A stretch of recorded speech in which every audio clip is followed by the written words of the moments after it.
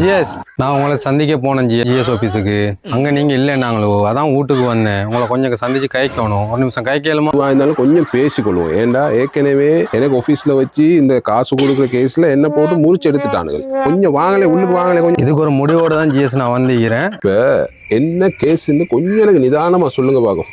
உண்மையை சொல்ல போனால் நான் வந்தது உங்களோட கேமை கேட்கறதுக்கு தான். உன் நிலைமையை பார்த்து நம்மளுக்கு மனசு வர மாட்டேங்குது. இந்த பழமொழி ஒன்று சொல்லுவானு, பழமொழி எல்லாம் உண்மைதான் ஜிஎஸ். சாமி வரம் கொடுத்தாலும் பூசாரி இடம் கொடுக்க மாட்டான்னு சரியா சொன்னீங்க. அதான் நடக்குது. உங்களோட கோஆர்டினேட் பிள்ளை ஜிஎஸ். நான் உங்களை தான் குத்தம் சொல்லுவேன். நம்ம படித்த படிப்புக்கும் நம்மளோட அறிவுக்கும் நம்ம கவர்மெண்டோட இது கைக்கல ஜிஎஸ். அங்கே பெரிய பெரிய ஆஃபீஸர் மார்க்களோட நம்ம கைக்கலாம். நம்ம உங்களோட கைக்கலாம்.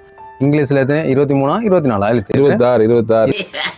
26 சாரி ஜிஎஸ். மொத்தம் 26 எழுத்துல ஒவ்வொரு பொம்முக்கும் ஒவ்வொரு எழுத்தா போடுறீ. ABCD ஒவ்வொரு எழுத்தா போடுறீ. போட்டு ஒவ்வொரு கவுண்டர் அமைச்சு அந்த ஒவ்வொரு கவுண்டருக்கும் 500 பேர், 200 பேர், 400 பேர் ஒவ்வொரு கவுண்டருக்கும் ஆட்களை எடுத்தா அழகா முடியுமாங்கிறேன். போலின்ல நிக்க தேவையில்லையே. நம்மள 8 மணில இருந்து 5 மணி முடிக்கு நின்று போட்டு ஒண்ணும் இல்லாம இங்க பாருங்களேன். சும்மால வந்து ஈக்கிறோம். சரி, இப்ப என்ன பிரச்சனை? அப்ப யாருல நம்ம சூடாகிறது? உங்களான கோவம் வரும். என்ன ஜிஎஸ், நான் இவ்வளவு சொல்றேன், யோசிச்சுக்கிட்டு இருக்கிறீங்க? யோசிக்கிறது ஒண்ணும் இல்லை. காசு பாஸ் ஆனதோட அவனும் அங்கேருந்து கோல் பண்றாங்க, காசு கொடுத்தாஜான்னு கோல் பண்றாங்க. சரி, நான் வந்து இடையில மக்களுக்காக கஷ்டப்பட்டு அதை காசை கொடுத்துருவோன்னு பார்த்தா இந்த கையை முறிச்சிட்டாங்க.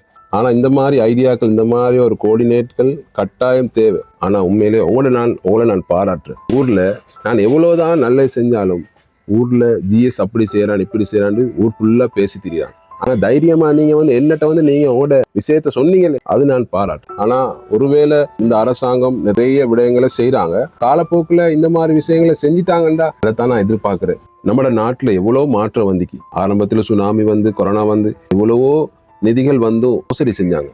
ஆனா இன்றைக்கு அனுரகுமார திசாநாயக்க இன்னைக்கு அவரோட கோஆர்டினேட், அவரோட அந்த செயல் எல்லாருக்குமே பிடிச்சிருக்கு. ஆனா கண்டிப்பா இந்த மாதிரியான ஐடியா, இந்த மாதிரியான கோஆர்டினேட் அவர் கண்டிப்பா அவர் செய்வார். கடைசி ஒன்று சொல்றேன் தம்பி, ஜனாதிபதி வந்ததுக்கு அப்புறம் இவ்வளவோ மாற்றம் வந்துட்டு கூடிய சீக்கிரம் இலங்கையே அவரு மாற்றிடுவார்.